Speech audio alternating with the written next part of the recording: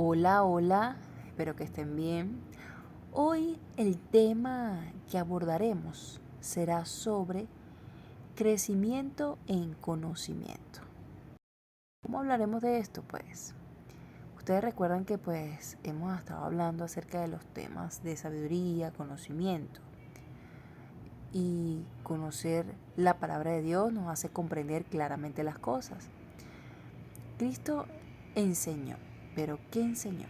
En la pregunta número 1 vemos lo siguiente. ¿Cómo el amor del Padre une a Jesús y a sus discípulos? Y por medio de Jesús es que conocen el nombre del Padre. Y de esta manera dice que el amor con que el Padre ha amado a Jesús también esté en cada uno de los discípulos. En la pregunta número 2, ¿a quién presentan los seguidores de Cristo al mundo? ¿A quién? Pues hace tiempo había muchas personas idólatras, muchos paganos quienes adoraban a ídolos, ¿no? Pero cuando comenzó el cristianismo, la predicación a los gentiles, podemos ver que colocaban al Dios no conocido, colocaban un pedestal para ello, porque creían que debe haber algún Dios que no conocen, pero no este Dios, sino este Dios supremo al que se referían. Antes había muchísimos idólatras, ídolos, pero actualmente es igual, con diferentes nombres, van cambiando. Por eso es que cada uno debe saber y mostrar a ese Dios superior que esto es importante. En la pregunta número 3 nos dice, ¿qué sucede cuando no se valora el conocimiento recibido de Dios?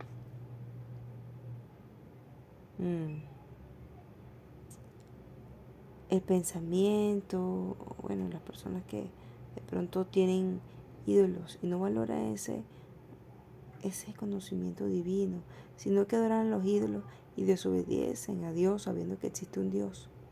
Su pensamiento, su conocimiento se entenebrece, se confunde y se cierra la mente y se endurece el corazón y es muy difícil que el Espíritu Santo pueda hacer la obra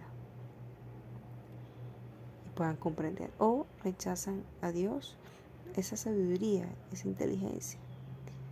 No debemos hacerlo. Esta persona no tiene paz, no tiene la gracia. También ese conocimiento es importante que lo aceptemos y lo cuidemos una vez que lo aceptemos y no desobedezcamos. La pregunta número 4 nos dice, ¿cuál es la base del conocimiento genuino? ¿Cuáles son esas bases?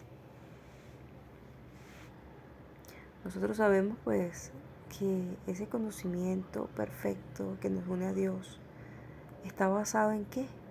Principalmente en su ley, en la ley de Dios. Y al estudiar la Biblia podemos ver que los basamentos de la ley de Dios, en su carácter, son parte de él. Por ejemplo, en diferentes países, ¿cómo sabemos cómo es el gobierno, cómo es el mandato? Pues a través de esas características de ese gobierno, a través de sus leyes. Por ejemplo, ahí vemos que permiten, que prohíben, y al saber esto ya sabemos de qué se basan. Por ejemplo, en España, otros países permiten, por ejemplo, el matrimonio entre homosexuales. Ellos, esa es su base, esa es su ley. Y lo aprueban. Pero en Venezuela no está aceptado aún. Y es que es un asunto de diferentes formas, porque las leyes pueden cambiar dependiendo de, por ejemplo, hay personas que pueden estar en un lugar, pero como no les gusta la ley de ese país, se muda a otro país que sí estén conforme a lo que ellos quieren, y ahí se quedan. Ahora, nosotros podemos ver la ley de Dios y decir, bueno, este no me gusta, me voy a mudar a otro país. No podemos, porque esta ley es para todos, es a nivel internacional.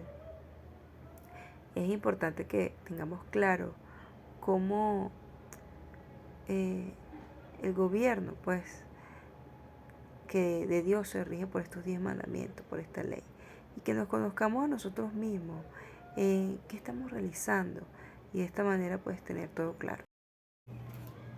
La ley de Dios tiene características importantes. Una de ellas es la santidad, la justicia y pues la bondad. ¿Ok? Es santa, es justa y es buena. La ley de Dios esa es su esencia. Ok, ahora en cuanto a la pregunta número 5. Todos los cristianos debemos, o dice la pregunta, ¿qué debería avergonzarnos a todos los cristianos?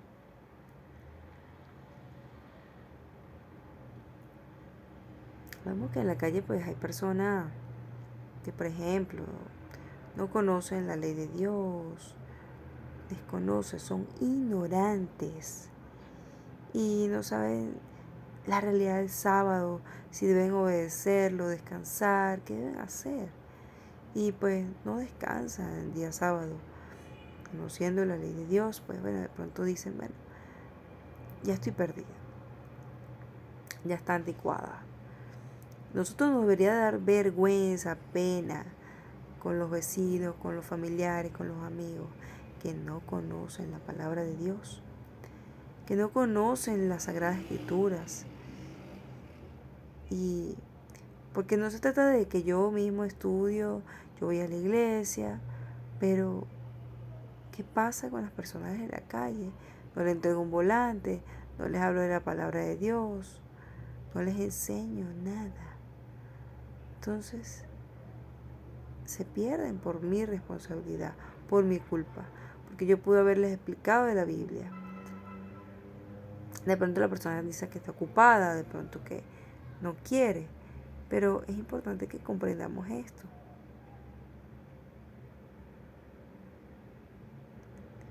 No podemos quedarnos callados, no podemos mantenernos encerrados sin hacer nada y acumulando conocimientos a través de la palabra de Dios, pero sin compartirlos. Esto debería darnos vergüenza. Y pues en el día final, el día del juicio, pues, ¿qué vamos a decir? Nos pregunta, ¿usted predicó? Ah, no, es que eso debería darnos vergüenza. Y debemos aprovechar el tiempo acá. En la pregunta número 6 vemos qué no se debe hacer nunca como cristiano. Bueno, ustedes seguramente van a decir, bueno, lo que no se puede hacer es pecar. Pues sí. Pero la palabra que se usa es apostatar. Acá la tenemos. Pero ¿esta palabra qué significa? Bueno, que por ejemplo, yo antes de conocer de la palabra de Dios, cuando no conocía nada, yo iba a fiestas, yo bebía, yo adoraba ídolos y hacía cosas malas, desobedientes a las cosas de Dios, decía malas palabras, etc. Pero una vez que se me enseña, se me instruye la palabra y comprendo qué es el pecado y renuncio a él y permanezco firme a Dios, unido a él, y bueno, mediante la predicación aprendo, estudio, obedezco los mandamientos de Dios, estoy bien. Pero cuando luego vuelvo a esos rudimentos, entonces pues me descarrío. Y la palabra que se usa para eso es apostatar. ¿Qué significa desobedecer? Volver al pecado anterior. En la pregunta número 7, ¿cuál es el mayor deseo de las personas cristianas? Les pregunto a ustedes, ¿cuál es su mayor deseo? Lo más importante en su vida.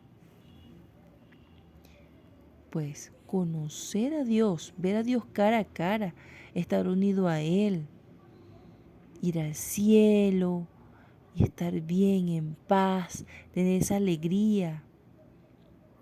Todos los cristianos deseamos eso, conocer a Jehová, a su Hijo, verlo cara a cara, al Espíritu Santo, a los ángeles, y conocerlos, compartir con ellos. Y toda la multitud de personas que de pronto antes eran pecadores y ya han sido lavados por la sangre de Cristo, han sido limpios, fueron salvos. Pero ¿cómo encontraron ese desarrollo, ese crecimiento del conocimiento?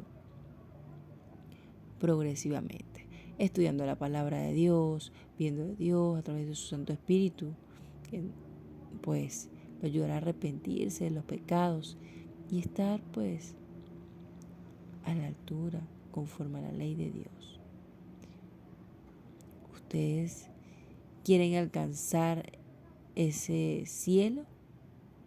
Pues necesitan unirse a Dios aquí en la tierra, en este mundo, y luego participaremos de un cielo nuevo, una tierra nueva, y estaremos bien. Ya no estaremos tristes, estaremos alegres. Dios les bendiga.